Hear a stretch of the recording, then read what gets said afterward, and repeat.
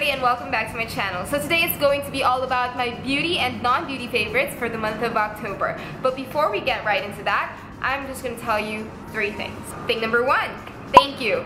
For somebody who didn't really expect anybody aside from her family and friends to watch her videos, I find it really interesting that some people are actually watching my uploads, like some people whom I don't really know. Of course, we're not talking about me getting like thousands of views or anything, and I'm not even getting a fraction of what actual YouTube beauty gurus are getting when it comes to views. However, knowing that a couple of hundred of you were able to see some of the videos that I uploaded and maybe a handful of you found it helpful, well, that makes me very happy. Thing number 2, it was brought to my attention by an anonymous viewer that there are times when I still sound like a news reporter. A friend who also runs a YouTube channel also gave me the same comment. And while none of them thinks that it's bad, I just want to throw it out there that just in case anybody finds that weird, I'm trying to work on it. Well, it's been a couple of years training and it's something that's kind of hard to unlearn, but you know, what you're seeing here right now, I think this is the way that I actually talk to my friends. I don't know. Friends, correct me if I'm wrong. Do I really still sound like a reporter? Because I'm trying to be as casual as I can be. So hopefully we'll get there. Like I'll be more, I don't know, relaxed. Well, I am relaxed, but maybe I'll be more casual. I'll try to be. And thing number 3, the same anonymous viewer also asked me why I don't upload videos and blog posts on a regular basis. I guess the simplest way that I can answer this is just by telling you guys that blogging and vlogging for me is just a hobby.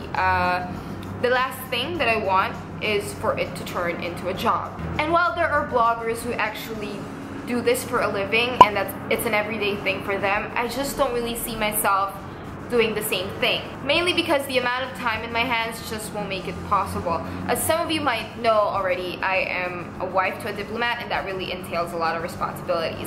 And I am currently the secretary of one of the ladies associations here in KL, and that also eats up a lot of my time. So yeah, it's just not possible for me at the moment. If I have more time, will I do it more regularly? Probably not. Because it just brings us back to my first answer. I just really want to keep it fun and light and, you know, just keep it as a hobby for as long as I can.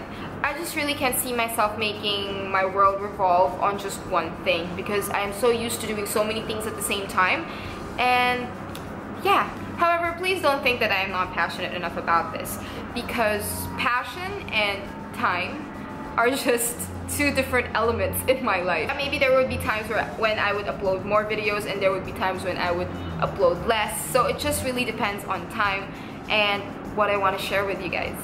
Okay, so now it's time for my favorites. I have a couple of beauty and skincare stuff and then one non-beauty favorite to share with you guys. And I will try to keep this as short as possible so that the video won't be too long. I am very, very guilty of that. It's just that I tend to ramble and talk a lot. I hope you guys don't mind. Also, in advance, sorry for the noise because there's still construction going on. I live in KL and they're building skyscrapers everywhere.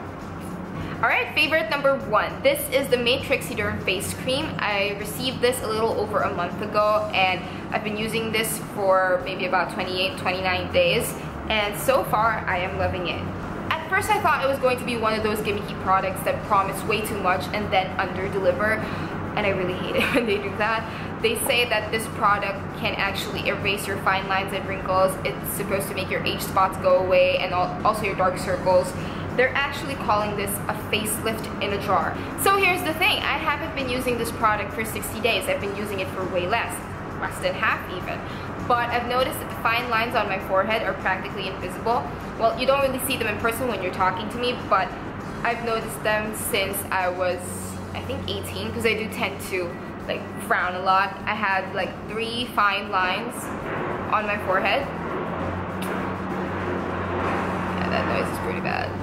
Okay, so I had those 3 lines on my forehead and I would usually check them out in a zoom mirror and it used to bother me, but now I hardly see them. They're practically invisible.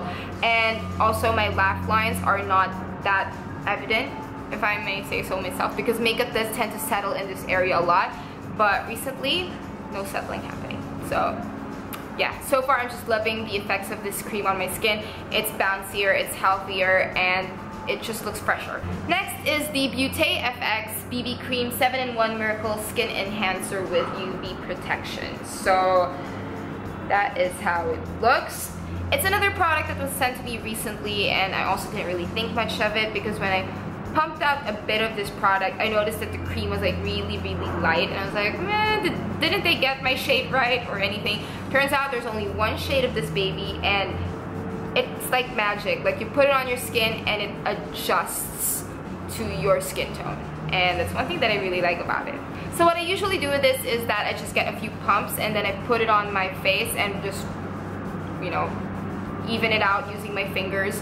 On days when I don't feel like wearing makeup, I could also get away going out with just this on my face. It has UV protection and it makes your skin very happy because it can remove the appearance of fine lines, imperfections, redness, dullness, sunspots, and it can replace it with radiance, and it can brighten up your skin. So I have very dry skin, so it has a tendency to look dull sometimes.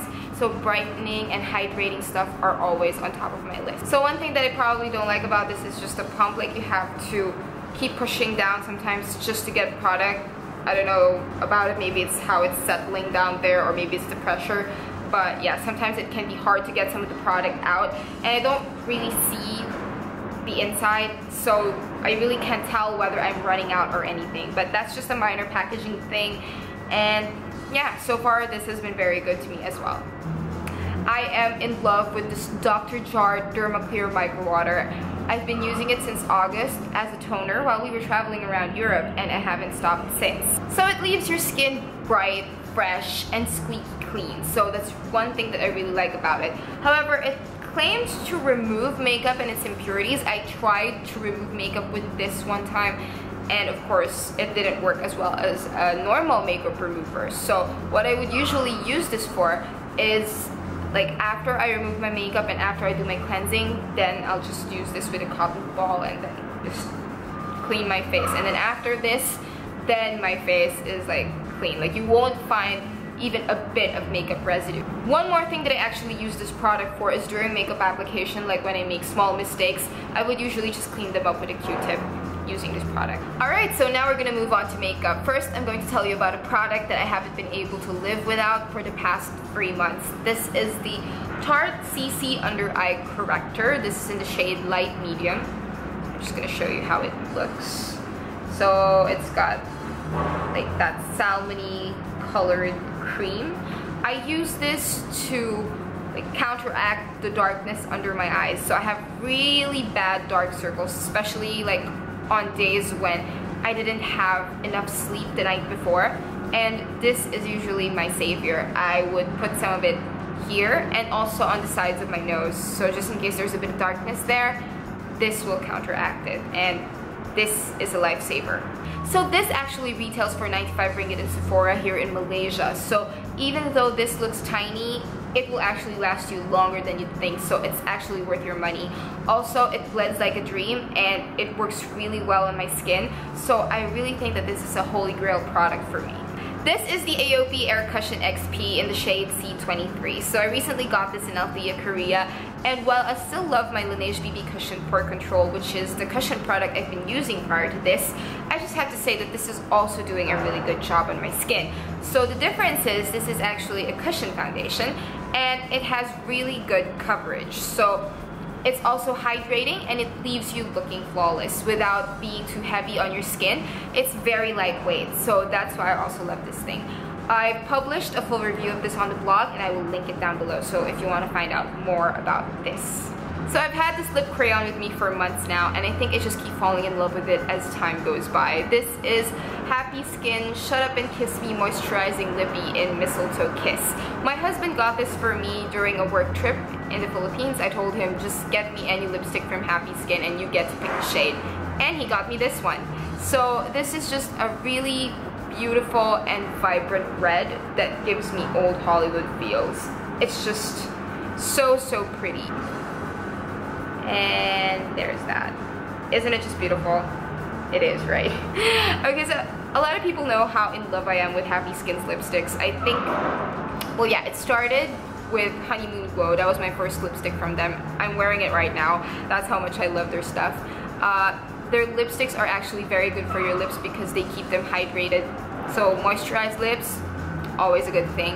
And they're also long lasting. The color range is also very beautiful. So if you ever find yourself in the Philippines, or if you're in the Philippines right now, do grab yourself one of these.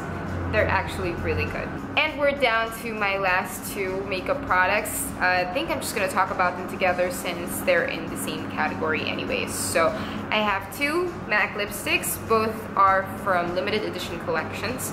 And I'm just really loving them at the moment. I think I got them, yeah, this month, or I think this was September. I got this first before this. So we're just gonna talk about this one first. So everybody knows I love a really good red lip, and I had to get Charlotte from the Giambattista Valli collection. So of course the packaging is just divine. I am such a sucker for good packaging. And that is also a very vibrant red. Of course you'll say, oh, I have so many red lipsticks, but of course they're all different kinds of reds. You just have to trust me on this, people. So let me just swatch it for you so you'll see how pretty it is. Okay, and there you go. It's got a pinkish hue on it. It's matte, and it's just very beautiful. So this one, I've also been wearing this. If I'm not wearing Mistletoe Kiss, I was actually wearing this one. So I have to move on. I have to use my other lipsticks. And this is from the Guo Pei collection. Don't you just love that packaging? It is divine. It's gold. I mean, who doesn't love that color? It's so pretty. And it's got flowers and like a ladybug there. It's just super cute. And this is this shade Zenith. And normally I don't buy luster lipsticks, but this is just so pretty. Who wouldn't want that? It's like a pretty nude luster.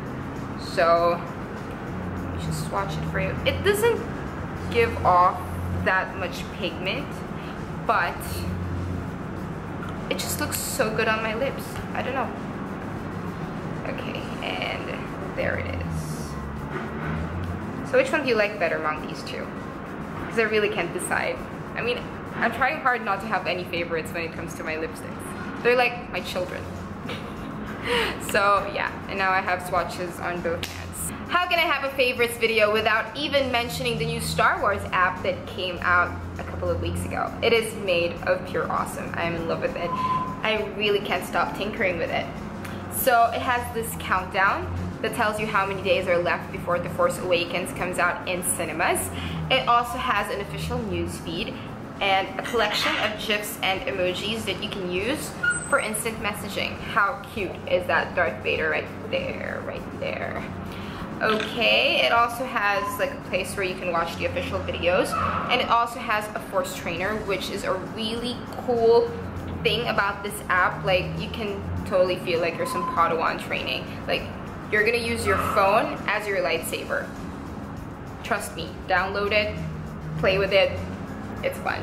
You also have a soundboard where you can listen to some of the famous lines from the movie. Like, some of my favorites are actually here.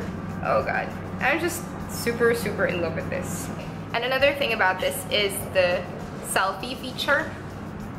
Like, you can actually put your face in there, like use your front camera to make sure that your face is right there. You can change this, like you can be a Jedi, or you can, wait, that one. So you can be a Jedi, a rebel, you can be anybody, you can be Leia, and you can actually change the person who's chasing you. So you can have like a stormtrooper, Darth Vader, Yoda, Boba Fett, choose anybody, it's fun. And then you can also change the background. It's really fun. So yeah, that's one of the reasons why I'm always on my phone recently.